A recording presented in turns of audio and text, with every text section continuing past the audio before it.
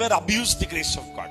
தேவனுடைய கிருபையை வீணாக்காத, நாசப்படுத்தாத, துர்பிரயோஜனப்படுத்தாத. உன்னுடைய பாவத்தை கவர் பண்றதுக்கு நான் மன்னிக்கப்பட்டவன்ற வார்த்தையை பயன்படுத்தாத. பாவத்தை நியாயப்படுத்தி பேசி பரவாயில்ல கர்த்தர் மன்னிச்சிட்டார் யாருக்கு தெரியாம இருந்தா மட்டும் போதும் சொல்லாதே. நம்ம அந்தரங்கங்களை பார்க்கிற கர்த்தர் வெளியரங்கமா பலனளிப்பாராம். அந்தரங்கத்துல ஜெபம் பண்ணா வெளியரங்கமா பலன் அளிப்பாரு. வலது கை கொடுப்பது இடது கைக்கு தெரியாம நீ பண்ணினா அதுக்கு வெளியரங்கமான பலன் உண்டு. அதே போல அந்தரங்கத்தில் செய்யக்கூடிய பாவத்திற்கும் வெளியரங்கமாய் கர்த்தர் பலன் அளிப்பார்.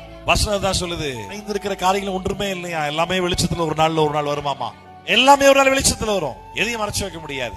மனிதர்கள் பார்த்துருவாங்கன்ற நேரங்கள்ல அநேக நேரத்துல உங்களை நீங்க இது செய்ய வேண்டாம், யாராவது தெரிஞ்சா தப்பாயிடும், இது இது இது பண்ண வேண்டாம், யாராவது பார்த்து அசிங்கமாயிடும்.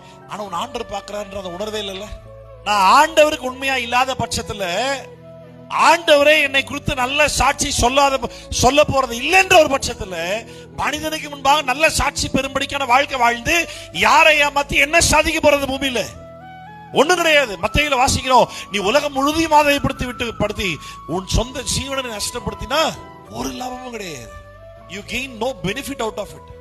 நான் ஆண்டருக்கு உண்மையா இருக்கணும். முதல்ல எனக்கு நான் உண்மையா இருக்கணும், ஆண்டருக்கு உண்மையா இருக்கணும். அது போதும். கர்த்தருடைய காரியத்திலே நான் கர்த்தருக்கு உண்மையா இருக்கிறேன்.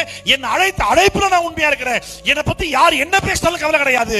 என்னை பத்தி ஆண்டவர் என்ன சொல்றாருன்றது முக்கியம். That is very important. என்னை பத்தி ஆண்டவர் என்ன சொல்ல போறாருன்றத பத்தி கொஞ்சம் கூட சிந்தனையில் அந்த எண்ணமே இல்லாம மனிதனை